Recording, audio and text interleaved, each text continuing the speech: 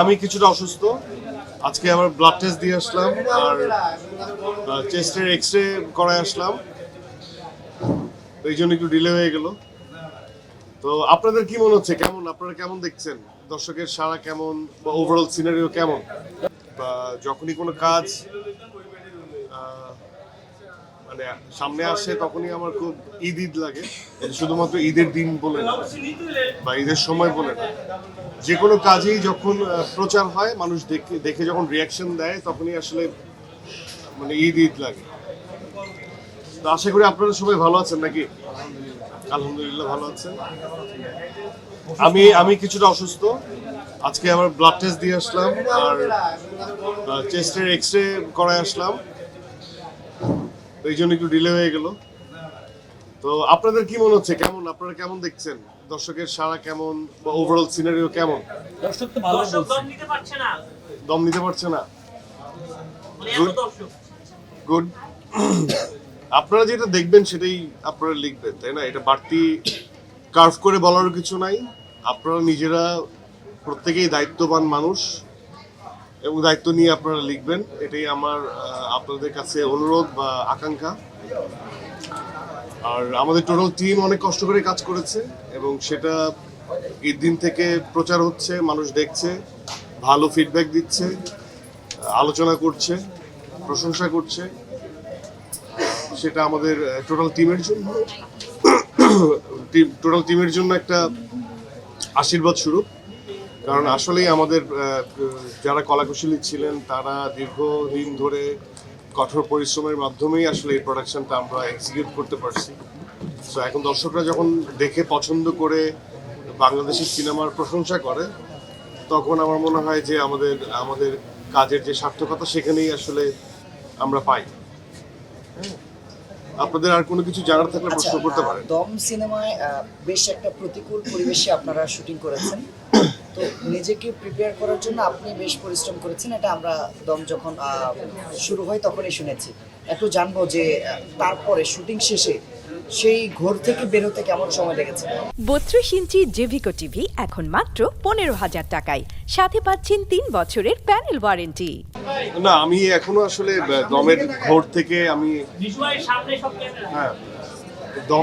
থেকে আমি এখনো বেরোতে পারিনি। আমার এখনো মনে হয় যে শাহজাহান ইসলাম নূর থেকে বের হতে আমার আসলে সময় লাগবে। এত ইন্টারেস্টিং অ্যান্ড এত হিপনোটাইজিং একটা ক্যারেক্টার, আর আমাদের জার্নিটা আসলে কিছু মেথডের উপর সেট করা হয়। তো আমরা আসলে এত বেশি ইমোশনালি ইনভলভ ছিলাম। আমার মনে হয় শুধুমাত্র আমি শাহজাহান ইসলাম নূর চরিত্র থেকে মানে কি বলবো, যে বের হতে বা বিরতি নিতে যেমন সময় লাগবে, আমার মনে হয় টোটাল টিমেরও এই জার্নি থেকে বের হয়ে যেতে আসলে অনেক একটু সময় লাগবে। কারণ আমরা পুরো টিম সত্যি বলতে খুবই ইমোশনালি কানেক্টেড হয়ে এই গল্পের মধ্যে ইমোশনালি একটা ডুব দিয়ে আমরা কাজটা করেছি। তারপরেও ভালো খারাপ এটা ইটস অল অ্যাবাউট পারসেপশনস। সবার যে 100% স্যাটিসফ্যাক্টরি কাজ করবে সেটা আমি আশা করিও না, কখনো এটা সম্ভব না। একলা মানুষের পক্ষে সবাইকে স্যাটিসফাই করা পসিবল না। বাট আমরা আমাদের নিজেদের দিকে আগে তাকাই, আমরা নিজেরা টিম মেম্বার দিকে আগে তাকাই যে আমরা কি নিজেদেরকে স্যাটিসফাই করতে পারছি কিনা। আমরা যে ইমোশনাল জার্নি সেট করে আমরা সবাই যে নামলাম, এতদিনের পথ আমরা নিজেরা যে পাড়ি দিলাম, সেটাকে আমাদের চোখে কেমন লাগছে। তো সেই জায়গার থেকে অনেক সময় টেনশন কাজ করে, নার্ভাসনেস কাজ করে। এই প্রত্যেকটা ঈদে movie release it's a kind of ওই পরীক্ষার খাতায় লেখার মতো, পরীক্ষা দেওয়ার মতো।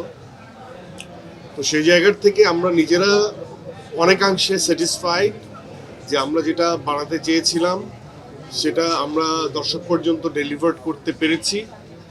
এবং সেটাই আরও সোনায় সোহাগা, যেটা বলে দর্শক যখন বাংলাদেশি সিনেমা হিসেবে আমি বলবো যে আন্তর্জাতিক সিনেমার সাথে তুলনা করে হলেও যে বাংলাদেশের সিনেমার যে এইরকম গল্পভিত্তিক সিনেমা, আমাদের দেশীয় সিনেমা, সেটা যে কোয়ালিটিফুল হচ্ছে এবং সেটা যে দর্শক যারা ভিউয়ার্স তারা যে অ্যাকনোলেজ করছে, অ্যাট দ্য সেম টাইম গল্পের সাথে, ইমোশনের সাথে, গল্পের মোডের সাথে তারা কানেক্টেড ফিল করছে।